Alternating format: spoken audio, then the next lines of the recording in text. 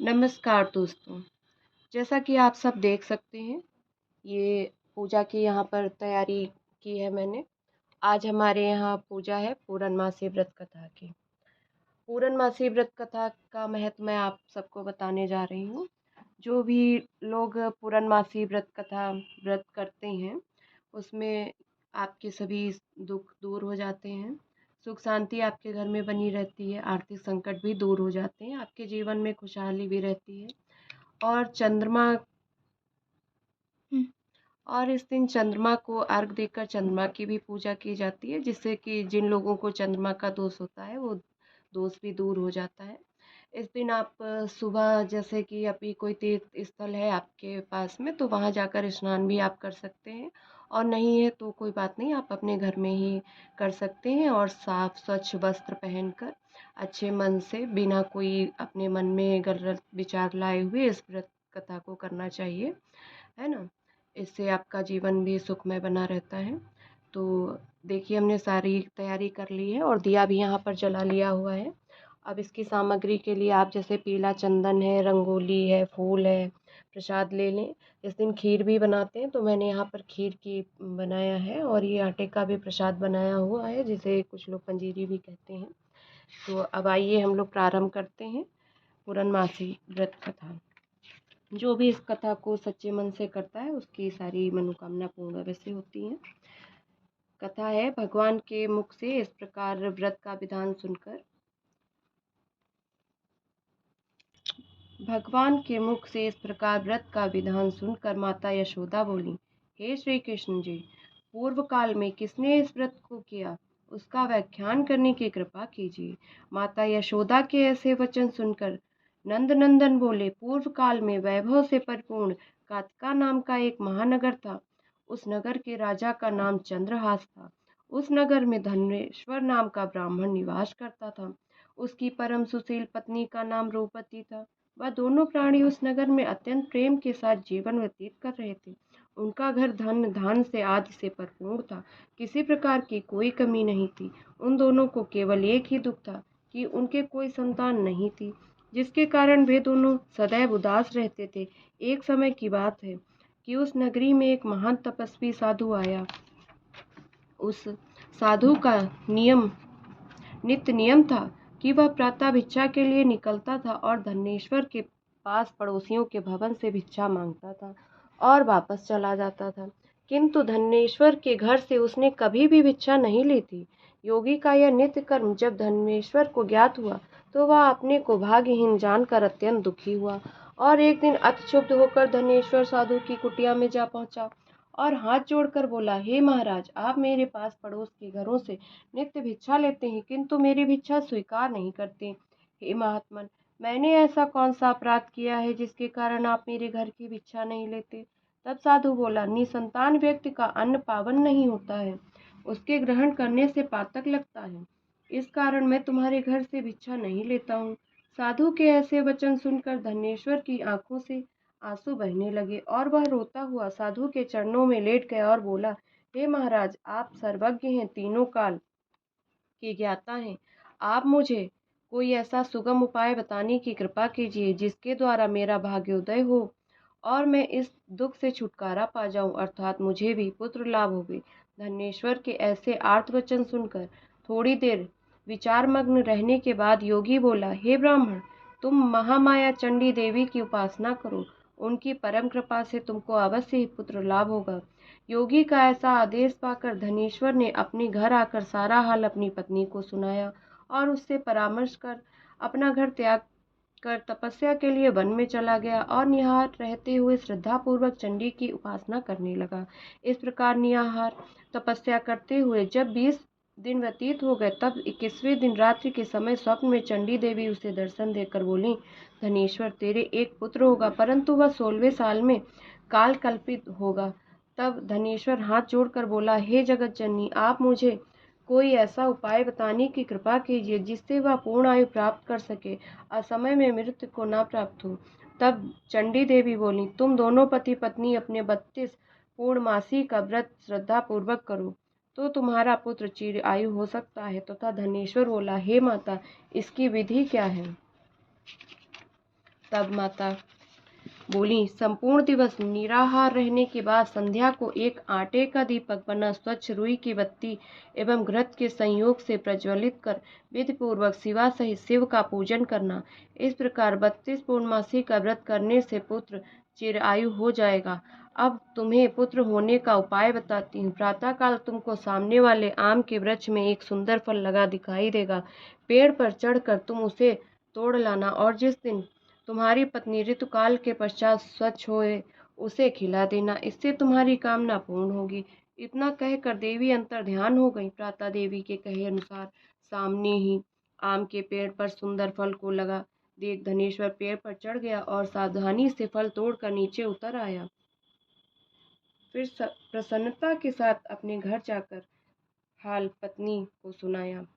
देवयोग से उसकी पत्नी उसी दिन ऋतु स्नान के बाद स्वच्छ हुई थी। उसने शंकर जी को बार बार स्मरण करके वह फल खाया और देवी की परम कृपा से गर्भवती हो गई। 9 मास पश्चात 10वां मास प्रारंभ होते ही उसके एक चंद्रकांति के समान सुंदर एवं स्वच्छ पुत्र उत्पन्न हुआ। देवी की कृपा होने के कारण दोनों पति पत्नी ने उसका नाम देवदास रखा और प्रेम से उसका पालन पोषण करने लगे। अब वह बालक चंद्रकला के समान बड़ा होने लगा। देवी की कृपा से वह बालक पढ़ने लिखने आदि में अति निपुण था। जब वह 7 वर्ष का हुआ तो धनेश्वर ने अपनी पत्नी को पूर्णमासी व्रत का स्मरण दिलाया और दोनों पति पत्नी नियम पूर्वक पूर्णमासी का व्रत करने लगे। इस प्रकार धीरे धीरे 15 वर्ष व्यतीत हो गए और देवदास ने 16वें वर्ष में पैर रखा। तब धनेश्वर अपनी पत्नी से बोला, देवी के कथनानुसार देवदास 16 साल का होते ही काल कल्पित हो जाएगा, किंतु यह हम अपनी आंखों से कैसे देख सकेंगे? मेरा हृदय तो अभी से विदीर्ण हो रहा है।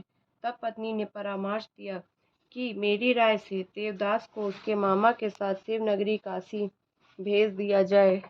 वह वहीं रहकर विद्या अध्ययन भी करेगा और निज भगवान शंकर की कृपा से हमें यह प्राप्त हुआ है, वही इसे पूर्ण आयु प्रदान करेंगे। इस प्रकार आपस में विचार करके दोनों ने देवदास के मामा को बुलाकर दोनों को काशी के लिए रवाना किया और दोनों माता पिता उसकी कुशलता की कामना हेतु पूर्णिमा का व्रत करते हुए दिन व्यतीत करने लगे। देवदास अपने मामा के साथ काशी पाठशाला पर चला गया और कई दिन बाद एक नगर में पहुंचा।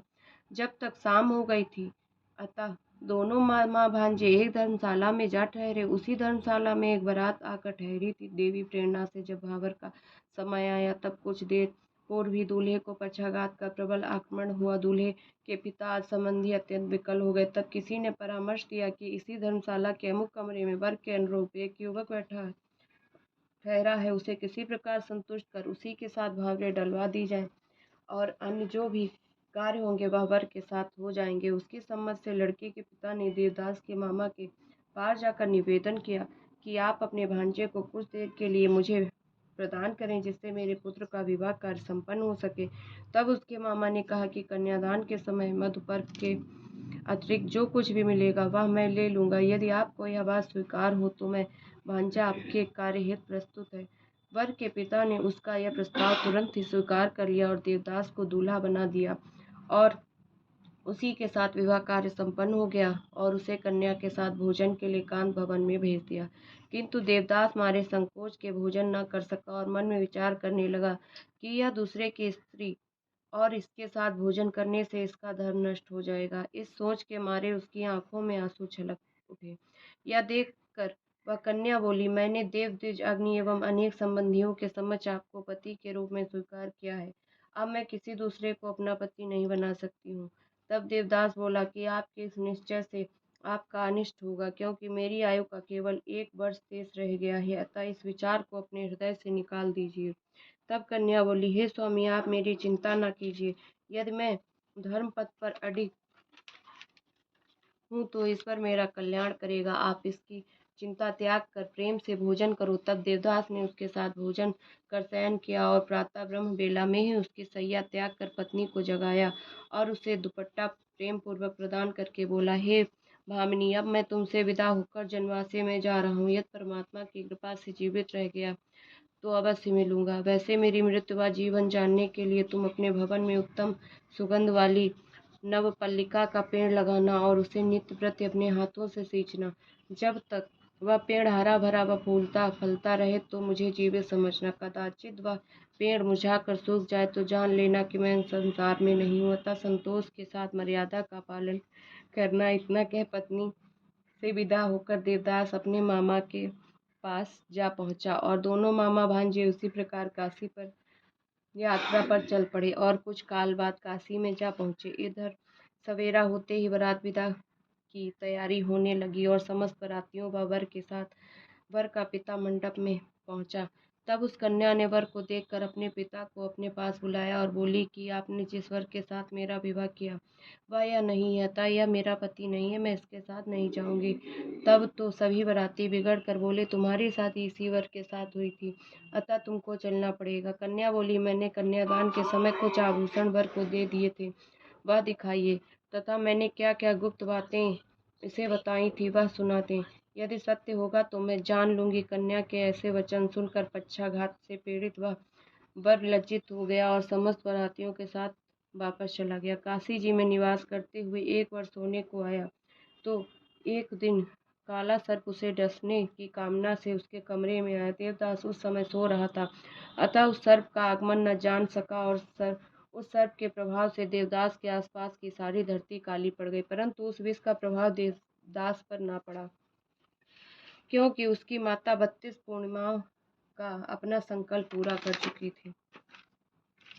अतः देवदास के प्राण न निकले और वह जीवित रहा। सांप के निष्क्रिय होने का समाचार जब यमराज को ज्ञात हुआ तो वह अपने वाहन पर सवार हो देव के प्राण लेने को चला। रात्रि का समय था। ऐसे लोग बेटा का समय था। काशी में काशीपत के गण चारों ओर घूम घूम कर पहरा दे रहे थे। अचानक उनकी दृष्टि यमराज पर पड़ी तो वह उनके आगमन का कारण जानने की उत्सुकता को न दबा सके और यमराज के पीछे चल दिए। अपने प्रयासों से उनके आने का अभिप्राय ज्ञात कर लिया और यह समाचार देने के लिए वह देवाधिपति शंकर जी के पास पहुंचे और विस्तार से सारा हाल भवानी शंकर को सुनाया। त्रिकालदर्शी शिव जी ने अपनी योगिक शक्ति से उसकी माता द्वारा व्रतों का संकल्प यमराज के आगमन का सारा हाल गिरजा को सुनाया। यह सुनकर गिरजा मात्र व्यथा से व्यतीत हो शिव जी से बोली, हे स्वामी, मेरा निवेदन है कि आप उस अबोध देवदास को अभयदान दीजिए, क्योंकि वह आपकी शरणागत है और उसकी माता ने भी आपकी पूजा करते हुए 32 पूर्णिमा का व्रत किया है, इसलिए उस पर कृपा करके देवदास को जीवन दान दीजिए। भक्तवत्सल भगवान शिव ने गौरा के ऐसे वचन सुनकर हर्षित हो देवदास के स्थान पर गए। जहाँ वह प्राणहीन निश्चल पड़ा था, उसके मुंह में एक अमृत बूंद डालकर अंतर्ध्यान हो गए और देवदास सोए हुए व्यक्ति के समान उठ बैठा और अपने मामा से कहा कि 16वां साल भगवान की कृपा से पूरा हो गया है, इसलिए अब घर चलना चाहिए। विचार करके घर के लिए चल दिए। इधर उसकी पत्नी व उसके आदेश के अनुसार नवपलिका का पेड़ लगा नित्य पावन जल से सींचती हुई अपने पति के ध्यान में मग्न रहती थी। जब यमराज ने देवदास के प्राण निकाले तब नवपलिका के मुरझाए हुए पुष्पों को देखकर वह अति व्यथित हो गई और कुछ काल बाद ही जब देवदास को शिव जी ने जीवित कर दिया तब नवपलिका के पुष्प पुनः सुरक्षित एवं पूर्व प्रवाह युक्त हो गए। यह देख वह आनंदातिरेक में अपने पिता के पास जाकर बोली, हे पिताजी, मेरे प्राणनाथ जीवित हैं, आप मेरी विनती पर ध्यान दीजिए और उनका पता लगाने का प्रयत्न कीजिए। अभी बाप बेटी में यह बात हो ही रही थी कि बाहर से समाचार मिला कि आपके दामाद वापस आ गए हैं।